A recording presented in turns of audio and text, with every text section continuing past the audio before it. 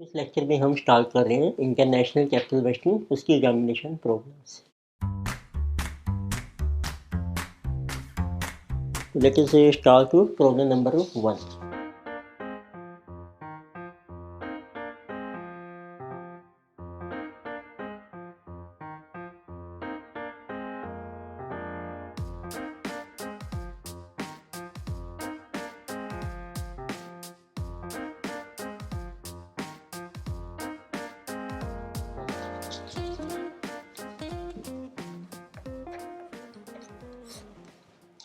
इसमें देखिए आपको जो डाटा दिया है वो मैं समराइज कर रहा हूँ। So you have been engaged to evaluate an investment project overseas in a country called East Africa. तो हम एक प्रोजेक्ट स्टार्ट कर रहे हैं ईस्ट अफ्रीका में, which is a politically stable country. The project involves an initial cost of East African dollars 250 lakhs and it is expected to run post tax cash flow as follows. और cash flow आपको दिए हैं over 4 years। तो it means so we are starting a project. So it is started in East Africa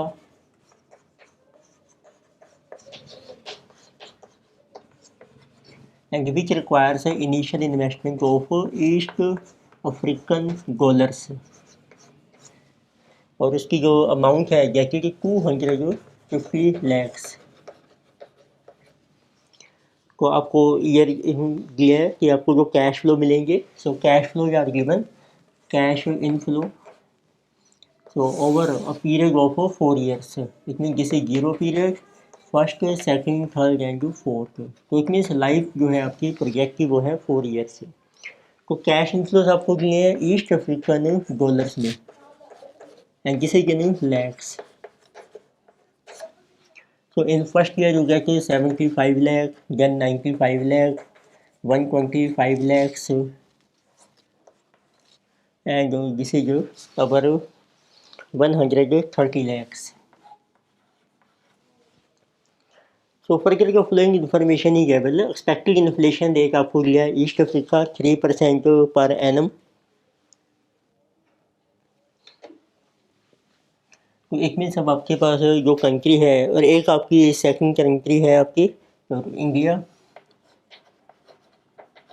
तो India and East Africa को आपको mention किया है inflation rate. So of East Africa it is 3% per annum and real interest rate of India as well as East Africa is same. तो वो कह रहे हैं कि जो रियल इंटरेस्ट रेट है, रियल इंटरेस्ट रेट तो दिस वन इज सेम, दोनों के इक्वल है of India and East Africa and are expected to remain same during currency of the project. जब तो प्रोजेक्ट चलेगा तब तो सेम रहेगा। करंट स्पॉट रेट आपको दिया है आज की डेट में, स्पॉट रेट है आपका S0। तो किसी जो east African dollar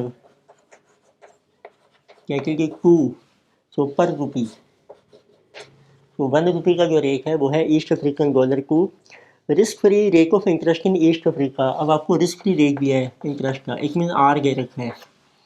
so if of East Africa so this one is our 7% और जो इंडिया का रेट है वो है आपका 9%। रिक्वायर्ड रिटर्न है आपकी रुपी में, रिक्वायर्ड रुपी रिटर्न आपको दी है, required return on rupee. So from the project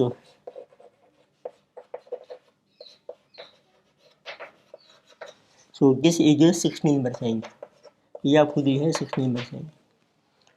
तो इसमें जो आपकी अब करेंसी है रुपी हमें दी है बेस में, तो इसमें हम कह सकते हैं ये KB होगी आपकी, जिस तरीके को बेस करेंसी 16% है आपका।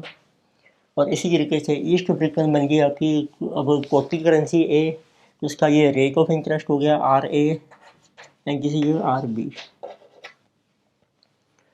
तो अब आपको देखो रिक्वायर्ड रिटर्न जो है वो दी है सिर्फ रुपी की। तो आपने कौन सी प्रोजेक्ट अप्लाई करनी है, हमें फाइंड आउट करना है इवेल्यूएट द प्रोजेक्ट। तो मीन्स हम NPV कैलकुलेट करेंगे और आपको NPV कैलकुलेट करनी है अपनी होम करेंसी है रुपीज़ में। उसके लिए हम अप्लाई कर रहे हैं होम करेंसी अप्रोच।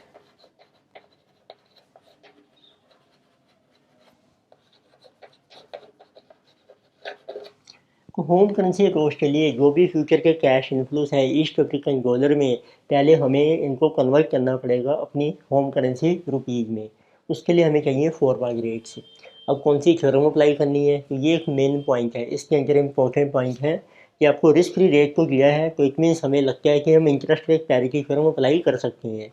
बट एक कंडीशन है कि जो रियल इंटरेस्ट रेट है वो दोनों करेंसी का सेम है। तो एक हमने फार्मूला किया था, जैसे पोर्टफोलियो में आपको याद होगा कि जो हमारा रिस्क फ्री रेट होता है इसके दो कंपोनेंट्स होते हैं, वो कि रियल रेट ऑफ इंटरेस्ट और प्लस इन्फ्लेशन। तो इट मीन्स ईस्ट अफ्रीका का इन्फ्लेशन आपको दिया है तो, और इसका रिस्क फ्री रेट भी है। इसमें से यदि हम इसको करके माइनस तो आपका रियल रेट आ जाएगा देखो। So real rate is equal to risk free rate minus कर दो इन्फ्लेशन रेट।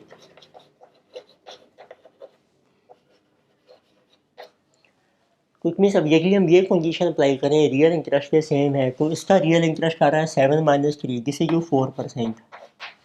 और ये इंडिया का भी सेम है, 4% है, बोथ आर इक्वल। तो इट मीन्स इससे अब 9 - 4 करेंगे तो इन्फ्लेशन रेट आ जाएगा आपका 5%। तो अब आपको इसमें purchasing power parity theorem apply करनी पड़ेगी, क्योंकि यदि आप interest rate parity theorem apply करते हैं, फिर जो कंडीशन दी है ना रियल इंटरेस्ट रेट वो इक्वल है दोनों करेंसी में, फिर उसका कोई यूज नहीं रह जाएगा। तो therefore so now you can write we have to apply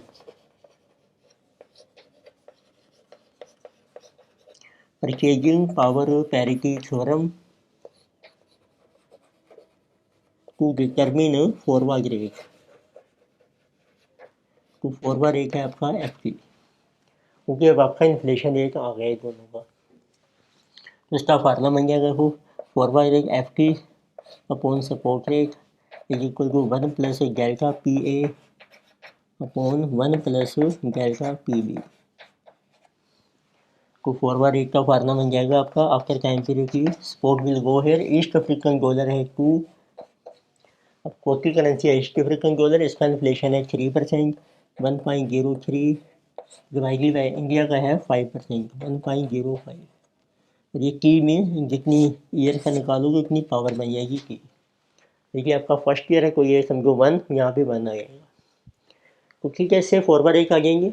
main point ये था कि रियल इंटरेस्ट रेट हमारा जो है सेम है दोनों कंट्रीज़ में, तो इसलिए हमने इंटरेस्ट रेट पैरिटी थ्योरम को अप्लाई नहीं करना है। देखिए आप इसको अप्लाई करोगे फिर इस कंडीशन का कोई यूज नहीं रह जाएगा, तो इसीलिए हमें अप्लाई करनी पड़ेगी परचेजिंग पावर पैरिटी थ्योरम। तो ये मेन पॉइंट है इसमें। अब देखते हैं, अब कैलकुलेट करके NPV। तो मैं टेबल ड्रॉ कर रहा हूँ। स्पॉट रेट है ही आपके पास, इनिशियल इन्वेस्टमेंट की है आपकी, तो आप इनिशियल इन्वेस्टमेंट कैलकुलेट कीजिए अपनी रुपीज़ में।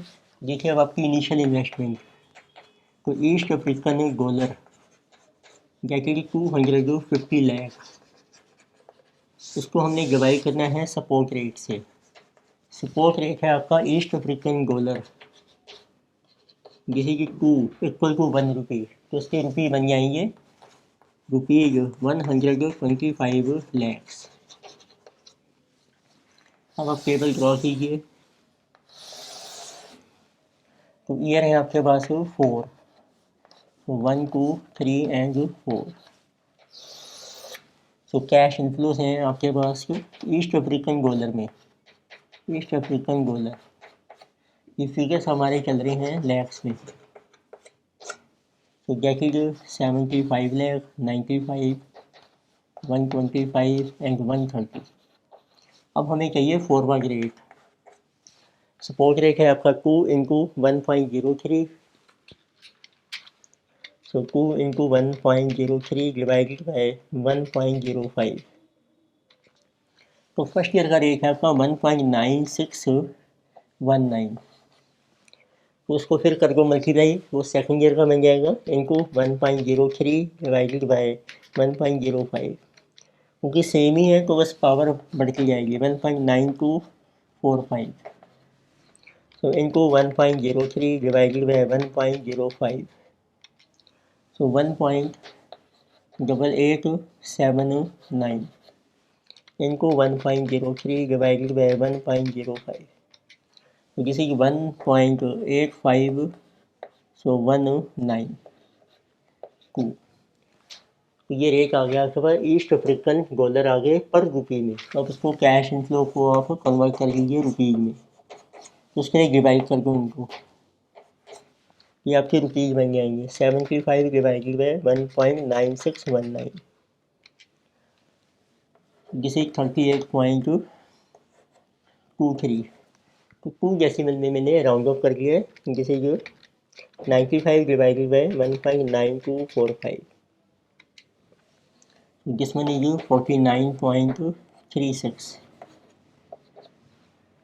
so 125 divided by 1.8879, this is 66.21, so 130 divided by 1.85 192, 130 divided by 1.85 192, so this is 70.197। अब आप डिस्काउंट फैक्टर अप्लाई कर दीजिए। डिस्काउंट रेट आपको देखो दिया ही है, रुपी का है 16%, उसके बेस पर हम इसकी प्राइसिंग वैल्यू कैलकुलेट कर सकते हैं। तो let's say take pricing value factor,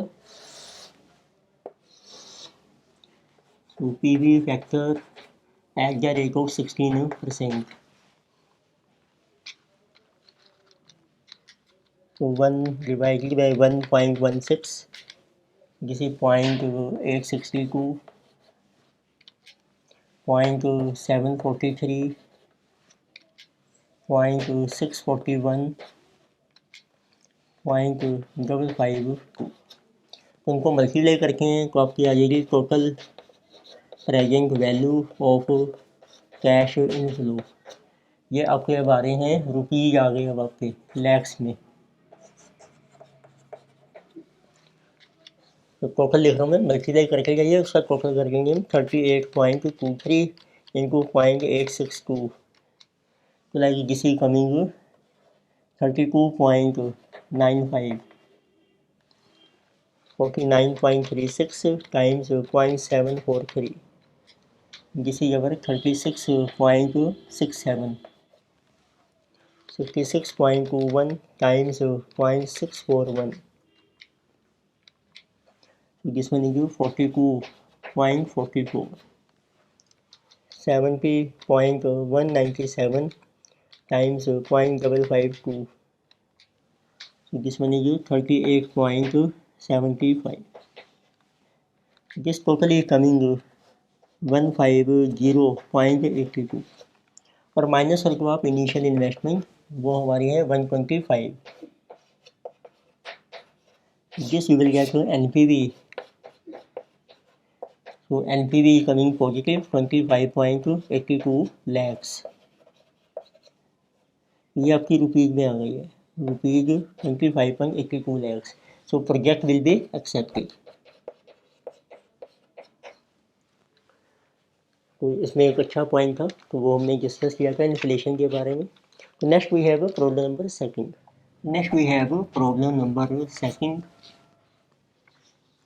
उसमें इनको आपको मेंशन किया है ओगे लिमिटेड इज ए सप्लायर और leather goods to retailers in UK and other western European countries. The company considering entering into a joint venture with a manufacturer in South America. The two companies will each own 50% of the limited liability company which is joint venture in South America. तो it means अब एक ओजे company है, तो उसने goods supply करनी है UK में और अदर वेस्टर्न कंट्रीज़ में, और ये एक ज्वाइंट वेंचर एंटर कर रही है जिसमें दोनों का शेयर है 50%, and they will share profits equally. So pound for like 50,000 of the initial capital is being provided by OJ Limited. अब देखो OJ Limited है, ये कंपनी का नाम है। So it enters into joint venture south America, और इसका जो शेयर है OJ का दिस इज 50%। तो अब हम एक प्रोजेक्ट स्टार्ट कर रहे हैं यूके में, प्रोजेक्ट इन यूके। तो इसमें जो आपकी मनी इन्वेस्ट होगी 0 टाइम पीरियड में, तो वो आपकी है इनिशियल इन्वेस्टमेंट, वो आपकी आ जाएगी पाउंड्स में। अब इट मीन्स अब इसमें ज्वाइंट वेंचर में और ये कंपनी भी इन्वेस्ट करेगी अपना शेयर, और दूसरी जो पार्टी है वो भी इन्वेस्ट करेगी। तो इसका जो शेयर है ओजे कंपनी का वो है पाउंड 4,50,000, ये जो प्रोवाइडेड है ओजे and equivalent in south American dollar. It means एक साउथ अमेरिका की जो ज्वाइंट वेंचर कंपनी है वो भी इन्वेस्ट कर रही है और इसका शेयर लिया है हमें। It means investment by OJ company, तो this is given to be pound 4,50,000। तो इट मीन्स इसकी अपनी इन्वेस्टमेंट है ये ऑन विच रिप्रेजेंट से 50% शेयर। तो इट मीन्स और हमने सिर्फ इसी का देखना है एंड इक्विवेलेंट अमाउंट ही provided by foreign partner. The managers of joint venture expect of flowing net operating cash flow. अब आपको फ्यूचर के कैश फ्लो दिए हैं साउथ अमेरिकन डॉलर्स में आपको दे रखे हैं। So cash flow are given, they are South American dollars और फिगर्स हैं आपके थाउजेंड में। So over a period of 3 years, 1, 2 and 3। तो इट मीन्स जो आपकी प्रोजेक्ट की लाइफ है वो है 3 साल। तो कैश फ्लो जो आपको दिए हैं बाकी जो अमाउंट ऑफ कैश फ्लो जिसे जो 4250, तो ये थाउजेंड में चल रहे हैं, 6500 एंड 8350। फिर आपको ये फॉरवर्ड रेट भी दिए हैं of exchange to pound sterling. तो फॉरवर्ड रेट है आपका जिसे जो पर पाउंड, तो जिसे 10, 15 and 21 to the pound sterling. And for tax reason, joint venture South America, the company to be formed specially for the joint venture will be registered in South America, ignore taxes. Assume your financial advisor retained by OJ Limited to advise on the proposed joint venture. Calculate NPV of the project under two assumption explained below. Use discount rate 16% for both assumption. और इसमें दो assumption हैं, तो first देखो assumption क्या है। Discount rate ये है आपको पे 16%, जिसे जबर जंक्शन देखो नंबर 1 है अब आपकी।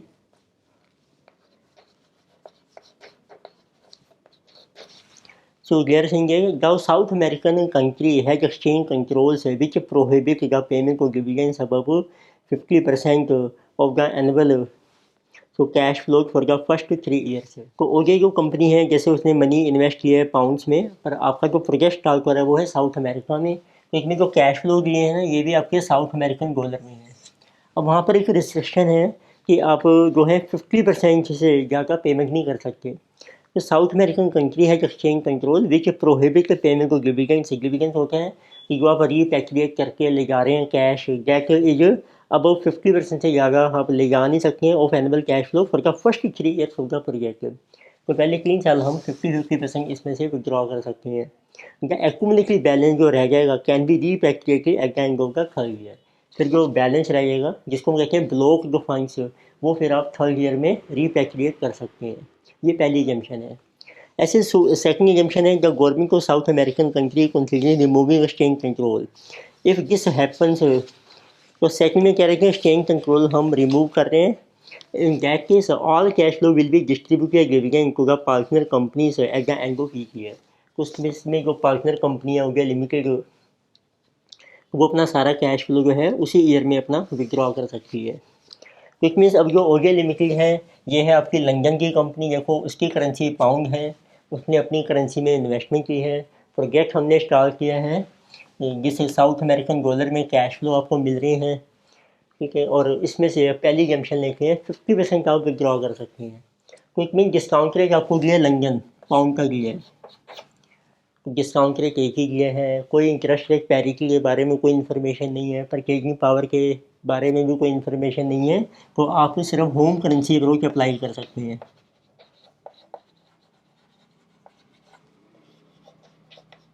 क्योंकि आपको इसमें फॉरवर्ड रेट्स को पहले से ही दिए हुए हैं, तो हम कैश फ्लो को कन्वर्ट कर देंगे अपनी लोकल करेंसी जो पाउंड है। तो लेके से इनिशियल इन्वेस्टमेंट देखो, तो हमने कैलकुलेट करनी है एनपीवी, ये हम कैलकुलेट करेंगे पाउंड्स में एंड दिस इज फॉर ओजे कंपनी, ओजे लिमिटेड, जिसकी वेंचरशिप है 50%। तो आपकी कोई इनिशियल इन्वेस्टमेंट वो है पहले ही पाउंड में 4,50,000। अब आप टेबल ड्रॉ कीजिए जिसमें हम मेंशन करेंगे कैश फ्लोज। तो ईयर 1, 2 एंड 3। अब देखो कैश फ्लो आपको दिए हैं साउथ अमेरिकन डॉलर में, तो ये हो रहा है आपका 1000 में चल रहे हैं, तो इसको भी हम 1000 भी कर सकते हैं, 450,000। तो जैसे 4250 देन 6500 एंड 8350। तो आपका शेयर कितना है 50%। तो हर साल जो ओजे कंपनी है उसको अपना शेयर मिलेगा 50%। फर्दर पहले केस में एग्जम्पशन में ये भी रिस्ट्रिक्शन है कि इसमें से आप सिर्फ 50% ही विड्रॉ कर सकते हैं, रिपैट्रिएट कर सकते हैं। तो आपको जो कैश फ्लो मिलेगा पहले साल में 50%, अगेन उसका 50%, अगेन 50%। इट मीन्स अब ये जो हाफ ऑफ रह जाएगा वो फिर आप थर्ड ईयर में रिपैट्रिएट कर सकते हो फुल अमाउंट। इसका नाम है ब्लॉक्ड फंड्स। ये ब्लॉक्ड जो फंड्स हैं आपके, जो आपके रिपैट्रिएट हो जाएंगे थर्ड ईयर में। तो देखते हैं पहले, इट मीन्स ये 1/2 हो गया, ये 1/2, इट मीन्स इधर 1/4 भी आप कर सकते हो। तो जिसे 4250 डिवाइडेड बाई 4, अमाउंट आ रहा है आपका 1062.50। 6500 divided by 4, 1625 and 8350 divided by 4, so this is 2087.50। तो हर साल देखो 50% विड्रॉ किया हमने, इतना ही अमाउंट हमारा एक्यूमुलेट हो गया वहाँ पर, जिसको नाम है ब्लॉक फंड। अब इन सबको ऐड कर लो आप, plus 1625 plus 1062.25, total block fund बन गया आपके 4775। तो ये हम थर्ड ईयर में विड्रॉ कर लेंगे जब आपका प्रोजेक्ट ओवर हो जाएगा। तो अब इसको कन्वर्ट करना है हमने अपनी लोकल करेंसी जो है हमारी पाउंड में। तो फॉरवर्ड रेट आपको दिए हैं,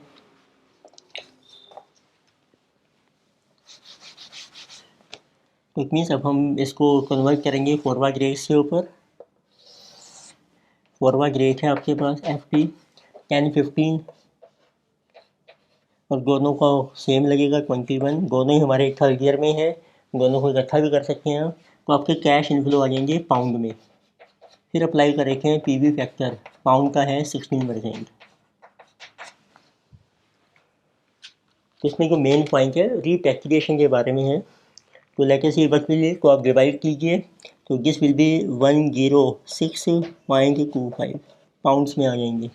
1625 डिवाइडेड बाई 15, तो दिस इज 108.33। इसका टोटल कर देखें हम, जैसे 2087.5 plus 4775 divided by 21, this is coming 326.79। लेकिन सी PV फैक्टर 16%, 1 डिवाइडेड बाई 1.16, जिसे 0.862, 0.743, 0.641 को मल्टीप्लाई कीजिए, तो this will B total pricing value of cash inflow. ये आपकी पाउंड्स में आ जाएगी pricing value. 106.25 into 0.862, 108.33 times 0.743, 326.79 times 0.641, so totally coming 381.55। और माइनस करके इन्वेस्टमेंट है हमारी 450,000, तो ये आपकी 1000 में चल रही हैं। तो आपने लेस की इन्वेस्टमेंट, जिसे जो 450, वो आपकी NPV जो है वो आपकी आ गई नेगेटिव में, -450, 68.45। तो प्रोजेक्ट आपका रिजेक्ट हो जाएगा।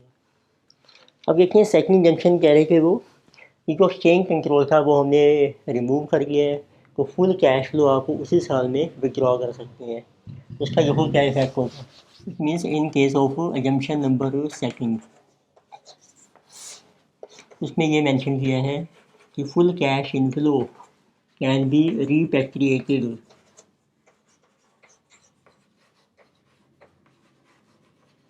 इन सेम ईयर।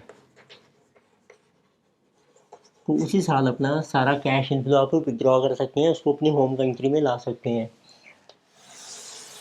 इसी तरीके से आप टेबल ड्रॉ कीजिए। सो year 1, so 2 and 3, monthly cash inflow in South American dollar. So this is your 4250, 6500, 8350। अब इसमें जो हमारा शेयर है वो है 50%, मीन्स हाफ ऑफ कर लीजिए। फुल अमाउंट उसी साल विड्रॉ हो जाएगा। इसका मतलब है इसमें कोई ब्लॉक फंड्स आपके नहीं आएंगे, तो फुल अमाउंट आपको उसी साल मिल रहा है। तो this is coming to be 2125, so this is 3250 and 8350 divided by 2, 4175। And बाकी जो फॉरवर्ड रेट्स हैं आपके सेम है 10, 15, 21। तो आपका कैश इनफ्लो हो जाएगा पाउंड्स में। पीवी फैक्टर भी आपका सेम है, डिस्काउंट रेट है आपका 16%। तो किसी की 212.5 एंड किसी की 198.81, 3250 divided by 15 and this one is 216.67। तो पीवी फैक्टर्स हैं 0.862, 0.743 and 0.641। So now you can calculate our NPV। देखिए आपकी टोटल प्रेजेंट वैल्यू आ जाएगी। So total present value of cash inflow ये पाउंड्स में आ जाएगी, और ये चल रहे हैं आपके थाउजेंड में, फिगर सारे थाउजेंड में। तो आप मल्टीप्लाई कीजिए और इसका टोटल का लिखें 212.5 into 0.862, then 216.67 times 0.743, 198.81 times 0.641। So this totally coming 471.60। उसमें से लेस की आपने अपनी इन्वेस्टमेंट आपकी है 450। तो नाउ अवर एनपीवी जो है वो आपकी हो गई है पॉजिटिव। तो पाउंड 21.60 ये फिगर है आपकी थाउजेंड। तो इस केस में एक्सेप्ट हो जाएगा प्रोजेक्ट, तो उसका बेनिफिट हो गया ना, आपकी रिकवरी जल्दी हो रही है कैश फ्लो की, उसकी प्रेजेंट वैल्यू इंक्रीज हो जाएगी। तो उसमें मेन पॉइंट था रीपैट्रिएशन के बारे में। तो नेक्स्ट लेके सी प्रोजेक्ट नंबर 3। इसमें इसको मेंशन किया है, propose foreign investment involves a plan to whose entire output of 1 million units per annum is to be exported. तो एक हम फॉरेन इन्वेस्टमेंट कर रहे हैं, उससे हमें आउटपुट मिलेगा 1 million units per annum, mean 10 lakh units, और ये सारा हम एक्सपोर्ट कर रहे हैं। विच सेलिंग प्राइस है इसका $10 per unit. The yearly revenue from this investment equals $10 million. तो देखिए आपकी हम फॉरेन इन्वेस्टमेंट कर रहे हैं,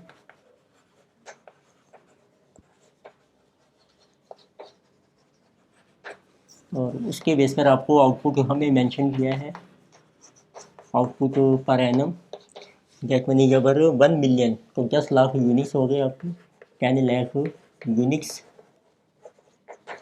और इनका जो सेलिंग प्राइस है, सेलिंग प्राइस आपको दिया है जिसे $10 per unit.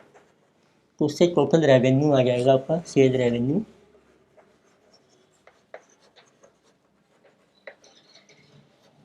So it will be 10 into 10, तो it means $100 lakhs। ये आपका रेवेन्यू आ जाएगा। At present rate of exchange dollar cost of local production is equal to $6 per unit. तो हमारी जो कॉस्ट ऑफ प्रोडक्शन है वो भी आपको दी है, cost of production per unit that is $6। A 10% devaluation is expected to lower unit cost by $0.30। तो it means अब आपको लिखा है कि यदि इफ सो देयर इज 10% की डिवैल्यूएशन, वैल्यूएशन है डेप्रिसिएशन आती है करेंसी की, तो हमारी जो कॉस्ट है वो लोअर हो जाएगी बाय $0.30। तो इट मीन्स ये आपकी रिड्यूस हो जाएगी -0.30। तो आपकी नई कॉस्ट आ जाएगी $5.70। And while 15% valuation will reduce guild cost by an additional, और एक आपकी 15% वैल्यूएशन होती है, तो मीन्स आपको डिफरेंट कंडीशन दे रखी है। इफ़ देयर इज 15% वैल्यूएशन, तो आपकी ये जो कॉस्ट है ये और रिड्यूस हो जाएगी एडिशनल $0.15, तो इसमें से और माइनस कर दो 0.15, तो मीन्स फिर आपकी जो कॉस्ट रह जाएगी डॉलर में जिस इज 5.55, तो प्राइसिंग कॉस्ट है 6 या फिर होगी 5.7 या 5.55।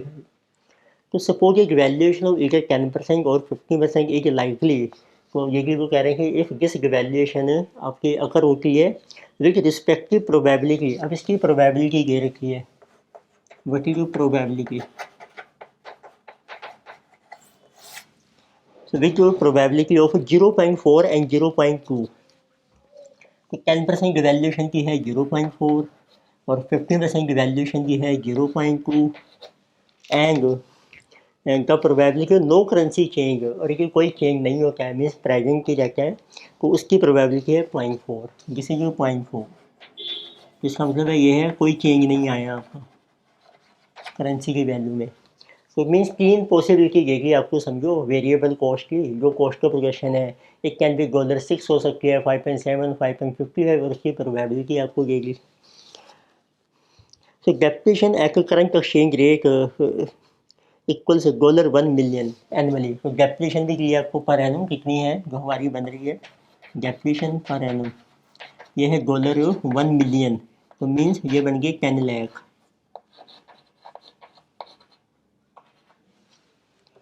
डॉलर फॉरेन टैक्स रेट है आपका 40%, लेकिन ये जो प्रोजेक्ट आप लगा रहे हैं उसमें जो टैक्स रेट है दैट इज 40%।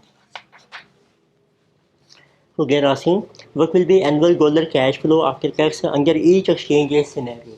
अब 3 सिनेरियो है ना, तीनों के कैश फ्लो हमने कैलकुलेट करने हैं। तो लेकर से देखो कैश इनफ्लो का फार्मूला क्या बनता है आपका, कैश इनफ्लो का फार्मूला है revenue minus cost minus depreciation, उसको बनाएंगे आफ्टर टैक्स इनटू 1 माइनस की, और प्लस हो जाएगी डेप्रिसिएशन एड बैक, तो this will be cash inflow. तो लेकर से शो द टेबल,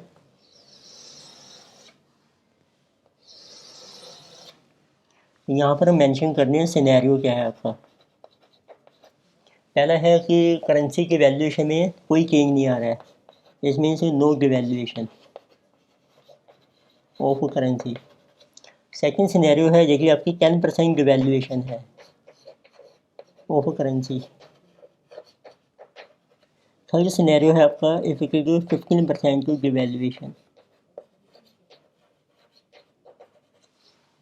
तो अब देखिए आपका कैश इनफ्लो के लिए रेवेन्यू कितना है आपका, रेवेन्यू देखो सेम रहेगा 100 लैक्स, ये चल रहा है डॉलर आपके आ रहे हैं लैक्स में, डॉलर आ रहे हैं लैक्स, रेवेन्यू इज 100 लाख। फिर अब देखो आपकी कॉस्ट से कितनी है, तो कितने यूनिट्स हैं आपके 10 लाख यूनिट्स हैं, लेकिन कॉस्ट है 6, तो 6 इंटू 10 60 हो जाएगी कॉस्ट। इफ़ कॉस्ट है 5.7 तो ये 57 हो जाएगी, इफ ये 5.55 तो ये बन जाएगी 55.5, माइनस कर दो डेप्रिसिएशन, डेप्रिसिएशन आपको दिया है 10 लाख, ये सेम रहेगी अंडर एनी सिनेरियो, तो it means this will be our profit before tax, PBT आ जाएगा, जिसे 30 एंड जिसे 33 and this one is 100 minus 10 90 minus 55.5 जिसे 34.5। इसको फिर आप आफ्टर टैक्स बना सकते हैं और प्लस कर देंगे हम डेप्रिसिएशन, आपका कैश इनफ्लो कैलकुलेट हो जाएगा। इट मीन्स इनको 1 minus tax rate plus depreciation that is equal to cash inflow.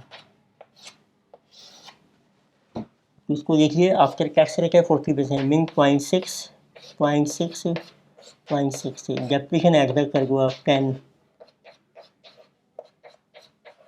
This will be cash inflow. So this is 28.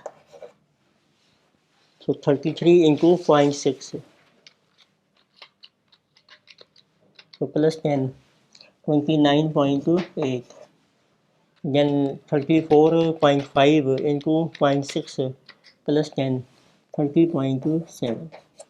ये आपका फर्स्ट आंसर है। आपके कैश इनफ्लोज आ गए हैं। सो ये जा रहे डॉलर्स, आपके आ रहे हैं लैक्स में। देखा first part. Second year asking what is expected value after cash dollar cash flow. अब देखिए हम देखें आपके एक्सपेक्टेड डॉलर कैश फ्लो कितने हैं। उसके लिए फिर आपको प्रोबेबिलिटी का रोल आ जाएगा आपका। Now you calculate what is expected तो कैश इनफ्लो इन डॉलर। देखो फर्स्ट कैश इनफ्लो है आपका 28, इसको मल्टीप्लाई कर दो प्रोबेबिलिटी से 0.4। सेकंड कैश फ्लो है आपका 29.8, उसकी प्रोबेबिलिटी है 0.2। और थर्ड कैश फ्लो है 30.7, उसकी प्रोबेबिलिटी है फिर किसी आल्सो 0.4 और इसकी है 0.2। तो this will be our expected means होता है एवरेज, प्रोबेबिलिटीज को एडजस्ट करके 28 into 0.4 then 29.8 times 0.4 then 30.7 times 0.2. So expected cash flow है 29.26 डॉलर्स में आ रहे हैं आपके और लैक्स में। Then they are asking number third point है considering that the project involves a total investment of $25 so million on plant and working capital। तो आपको मेंशन किया है सी में। तो if our investment is $25 million in plant and working capital, तो इसमें से लैक्स में बन जाएगी $250 lakhs। ये आपकी इन्वेस्टमेंट है। So would you recommend investment in perpetuity. आपकी जो लाइफ है वो है perpetuity for whole life of if dollar cash flow grow at inflation rate को 2%। अब जो डॉलर का कैश इनफ्लो है आपका it will grow at 2% per annum, जिसे ड्यू टू इन्फ्लेशन के कारण। एंड रिक्वायर्ड रिटर्न है आपकी 12% एंड आर की गिवन देखिए रिक्वायर्ड रिटर्न जिसे कि 12%। इसका मतलब है देखो अब इसमें कौन सा फार्मूला लगेगा। इक्विटी वैल्यूएशन में किया था आपने, जब आपकी डिविडेंड्स की ग्रोथ होती है कांस्टेंट और रिक्वायर्ड रिटर्न भी आपको दी है तो उसकी प्रेजेंट वैल्यू कैसे निकालेंगे। और ये है जो आपका कैश इनफ्लो है जिसे फॉर होल लाइफ। और वो कहने की जो ग्रोथ चलेगी आपकी जिसे जो परपेचुअल, ये परपेचुअल है। परपेचुअल का मतलब होता है फॉर होल लाइफ, मीन्स इसमें आपको लाइफ मेंशन नहीं की और ये परपेचुअली बन जाती है। तो रिकॉल करके कौन सा फार्मूला अप्लाई होगा। हमने एक फार्मूला किया था वैल्यू ऑफ इक्विटी का कि आपको डिविडेंड दिए हैं उसमें ग्रोथ होगी आपकी, उसकी प्रेजेंट वैल्यू होती है के ई माइनस ग्रोथ। तो ये बन जाती है present value of all future dividends for whole life. उसमें भी यही बनेगा। देखो अब आपकी जो प्रेजेंट वैल्यू आएगी, present value of future expected cash flows. Expected cash flow आ गया आपका 29.26, ठीक है। डिविडेंड किया गया आ गया कैश फ्लो, उसमें कर दो ग्रोथ होगी आपकी 2%, 1 प्लस 0.02 डिवाइड कर दो के ही समझो होगी रिक्वायर्ड रिटर्न वो है 12% माइनस ग्रोथ है आपकी 0.02। तो उसको देखेंगे कि present value expected cash flow जिसे जो इन परपेचुटी होती है फॉर होल लाइफ। तो इनको 1.02 डिवाइडेड बाय 0.10, तो ये देखो वैल्यू आ रही है आपकी डॉलर्स में आ गई। डॉलर 298.452 लैक्स, जिसे present value of future expected cash flow. अब आपने इन्वेस्टमेंट किया है प्रोजेक्ट में जिस मंथ 250 लाख, वो आप लेस कर दो minus initial investment. So this will be also in dollar 250 lakhs। तो बैलेंस आपकी NPV आ जाएगी। NPV from this project is dollar जिसे जो 48 0.452 lakhs।